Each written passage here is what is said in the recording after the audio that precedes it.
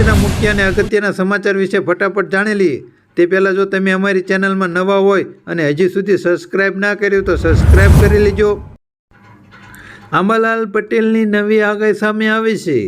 વર્ષ 2024ના પહેલા સપ્તાહમાં હવામાનમાં પલટો આવશે અને બીજા સપ્તાહમાં કમોસમી વરસાદની સંભાવના તો આંબાલાલ પટેલ દ્વારા વ્યક્ત કરવામાં આવી છે। ફેબ્રુઆરી માસમાં પણ કમોસમી વરસાદની આગાહી કરવામાં આવી છે।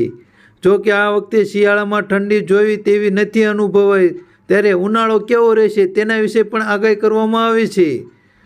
આંબાલાલ પટેલે જણાવ્યું હતું કે વાસ્તવિક ઠંડી પશ્ચિમી પવનો ન આવ્યા તેના કારણે ઠંડી નથી રહી। આ વખતે ઉનાળો આકરો રહેશે। ગરમીનો પારો 44થી 46 ડિગ્રીને પાર પહોંચવાની આગાહી કરવામાં આવી છે।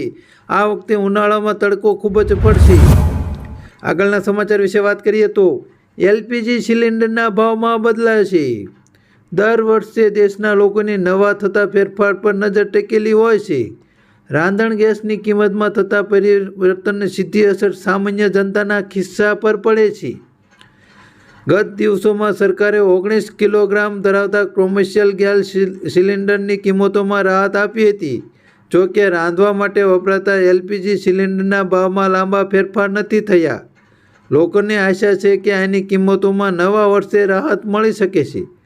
હાલ 14 કિલોગ્રામવાળા સિલિન્ડરની દેશમાં મુખ્ય શહેરોમાં કિંમતો પર નજર નાખીએ તો દિલ્હીમાં સબસિડી વગરના સિલિન્ડર 903 રૂપિયા, કલકત્તામાં 929 રૂપિયા, મુંબઈમાં 902 રૂપિયા અને ચેન્નઈમાં 918 રૂપિયા મળી રહ્યા છે। તો હાલ જે રાંધવામાં ગેસ વપરાય છે તેની કિંમતમાં કોઈ લાંબો ફેરફાર કરવામાં નથી આવતો, પરંતુ તમારા શહેરમાં એલપીજી અને રાંધણ ગેસના સિલિન્ડરના ભાવ શું છે તેના વિશે એક કોમેન્ટ કરી અને અમને જણાવી દેજો। આગળના સમાચાર વિશે વાત કરીએ તો કોરોનાની મહત્ત્વની અપડેટ સામે આવી છે। ભારતમાં ઘણા રાજ્યોમાં ખૂબ જ ઠંડી છે। ઠંડી વધવાની સાથે કોવિડના કેસો પણ વધી રહ્યા છે। દેશમાં દરરોજ કોરોનાના કેસ વધી રહ્યા છે। છેલ્લા 24 કલાકમાં કોવિડના 743 નવા કેસ નોંધાયા છે। કોવિડ JN1ના નવા વેરિયન્ટના કેસ પણ વધી રહ્યા છે।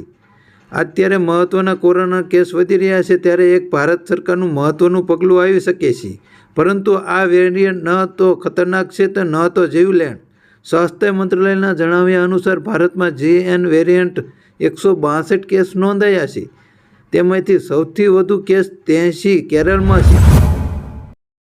રાજ્ય સરકાર લઈ શકે છે મહત્વનો નિર્ણય। ગુજરાત વિધાનસભાનું ચોથું સત્ર 1 ફેબ્રુઆરીથી 29 ફેબ્રુઆરી સુધી સમગ્ર મહિના દરમિયાન ચાલશે, જેમાં વિધાનસભામાં રાજ્ય સરકાર બજેટ રજૂ કરશે, જ્યારે કામકાજના કુલ 24 દિવસોમાં કુલ 26 બેઠકો મળશે। આગળના સમાચાર વિશે વાત કરીએ તો જાડેજાએ બનાવ્યો ઐતિહાસિક રેકોર્ડ।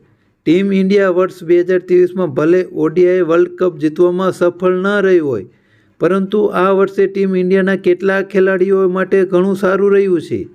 ખાસ કરીને ટીમ ઇન્ડિયાના star bowler allrounder Ravindra Jadeja માટે વર્ષ 2023 બોલર તરીકે ઘણું સારું રહ્યું છે।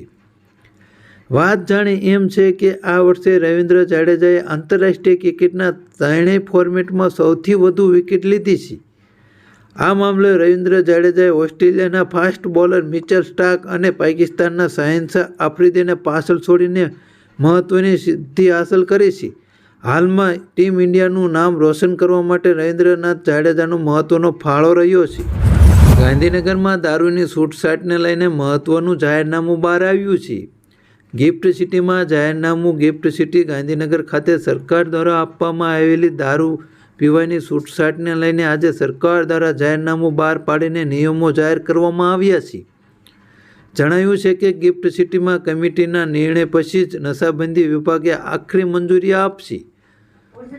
તો સાથે સાથે લીક પરમિટ માટે ₹1000 રહેશે, લાયસન્સ માટે ₹1 લાખ તથા ડિપોઝિટ પેટે ₹2 લાખ ભરવાના રહેશે। જાહેરનામામાં સરકારે નિયમ ભંગ લઈને સરકારમાં આવનારા કાર્યવાહી પણ કરવામાં આવશે। સરકારે જણાવ્યું છે કે નિયમ ભંગ થશે તો લાયસન્સ રદ કરવામાં આવશે, તેમજ રદ થયા પછી રિન્યૂ કરવામાં આવશે નહીં। તો તમારે લાયસન્સ લેવું હોય તો તમારે કાળજી રાખવી પડશે। આંબાલાલ પટેલની વધુ એક નવી આગાહી। ગુજરાતના ખેડૂતો માટે ફરીવાર માઠા સમાચાર સામે આવ્યા છે. આંબાલાલ પટેલની આગાહી મુજબ રાજ્યમાં ફરીવાર ખેડૂતોની મહેનત પર કમોસમી વરસાદથી પાણી ફેરવી શકશે. રાજ્યમાં ફરી કમોસમી વરસાદની હવામાન નિષ્ણાત આંબાલાલ પટેલની આગાહી કરી છે. આજથી 3 દિવસ સુધી અરબ સાગરમાં વરસાદી સિસ્ટમ બની રહી છે, જેને સીધી અસર ગુજરાતના વાતાવરણમાં જોવા મળશે. અંબાલાલની આગાહી અનુસાર રાજ્યના દક્ષિણ ગુજરાત અને દક્ષિણ સૌરાષ્ટ્રમાં હળવા વરસાદની શક્યતા વ્યક્ત કરવામાં આવી છે. આગામી તારીખ 1 થી 5 જાન્યુઆરી સુધી મહીસાગર, પંચમહાલ અને અરવલ્લીમાં માવઠું થઈ શકે છે. ઉત્તર ગુજરાતના કેટલાક જિલ્લાઓમાં પણ હળવા વરસાદની આગાહી કરવામાં આવી છે. કચ્છ, બનાસકાંઠા અને સાબરકાંઠામાં પણ મધ્યમ વરસાદની આગાહી કરવામાં આવી છે. તો અત્યારે હવામાનમાં એક સામતો પલટો આવતા ખેડૂતો માટે ચિંતાના સમાચાર સામે આવ્યા છે. આગળના સમાચાર વિશે વાત કરીએ તો અયોધ્યામાં જે રામ મંદિરને લઈને મહત્વના સમાચાર સામે આવ્યા છે. પ્રાણ પ્રતિષ્ઠા સમયે 5 લોકો જ રહેશે ગર્ભગૃહમાં. અયોધ્યા શ્રી રામ મંદિરના પ્રાણ પ્રતિષ્ઠાને લઈને યુદ્ધ સ્તર પર તૈયારીઓ ચાલી રહી છે. પ્રાણ પ્રતિષ્ઠા સમયે ગર્ભગૃહમાં 5 લોકો હશે. પીએમ મોદી, રાજ્યપાલ આનંદીબેન પટેલ, સીએમ યોગી, સંઘ પ્રમુખ મોહન ભગવાન અને મુખ્ય આચાર્ય. આગળના સમાચાર વિશે વાત કરીએ તો કોરોનાને લઈને મોટી અપડેટ સામે આવી છે. કોરોનાને ગુજરાતમાં ધીમી ગતિએ પગપેસારો થઈ રહ્યો છે. કોવિડના નવા વેરિયન્ટ JN.1ના કેસ સામે આવતાની સાથે જ આરોગ્ય વિભાગ દોડતું થઈ ગયું છે. ગુજરાતમાં હાલ કોરોનાના 66 કેસ એક્ટિવ છે, પણ આ આંકડો અઠવાડિયા પહેલાં ફક્ત 23 સુધી જ સીમિત હતો. જો આરોગ્ય મંત્રી ઋષિ પટેલે કહ્યું છે કે આને ચિંતા કરવાની કોઈ જરૂર નથી, પરંતુ સતર્ક રહેવાની જરૂર છે. અયોધ્યા ધામમાં નહીં વેચાય દારૂ, મહત્વના સમાચાર આવી રહ્યા છે. અયોધ્યામાં શ્રી રામ મંદિરની પ્રાણ પ્રતિષ્ઠા સમારોહ પહેલાં રાજ્ય સરકારનો મોટો નિર્ણય. અયોધ્યામાં 84 કોશી પરિક્રમ માર્ગ પર દારૂનું વેચાણ પર સંપૂર્ણપણે પ્રતિબંધ મૂકવામાં આવ્યો છે. ગુજરાતમાં વધુ એક પરીક્ષાને લઈને તારીખ જાહેર કરવામાં આવી છે. ગુજરાતમાં તાજેતરમાં જ વર્ગ 3ની ભરતીને લઈને મોટા બિગ સમાચાર સામે આવી રહ્યા છે. ત્યારે રાજ્યમાં વધુ એક પરીક્ષાને લઈને મહત્વના સમાચાર સામે આવ્યા છે, જેની ગૌણ સેવા પસંદગી મંડળીની પરીક્ષા લેશે. આગામી 8 ફેબ્રુઆરીથી ગૌણ સેવા પસંદગી મંડળ ફોરેસ્ટ બીટગાર્ડની પરીક્ષા લેશે. રોજના 50,000 જેટલા ઉમેદવારો ફોરેસ્ટ બીટગાર્ડમાં પરીક્ષા આપશે. પરીક્ષા કોમ્પ્યુટર આધારિત હોવાને કારણે પરીક્ષા 7 દિવસ સુધી ચાલશે.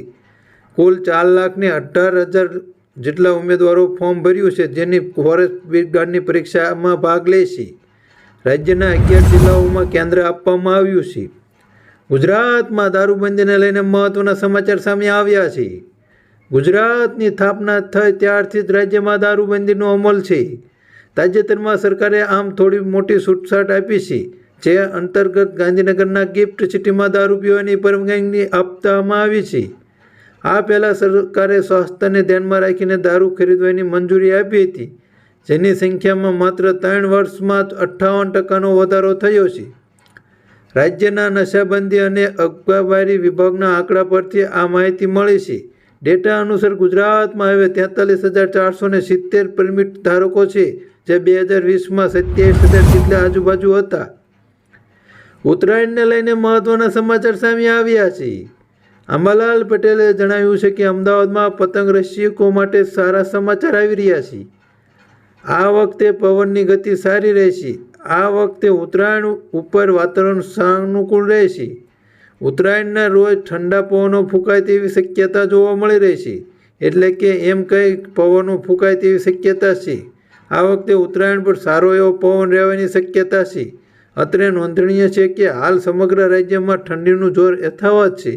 એમાં હજુ ઠંડીમાં વધારો થવાની શક્યતા સેવાઈ રહી છે. રાજ્યમાં તારીખ 10-11 જાન્યુઆરીએ ઠંડીનો ચમકારો વધશે.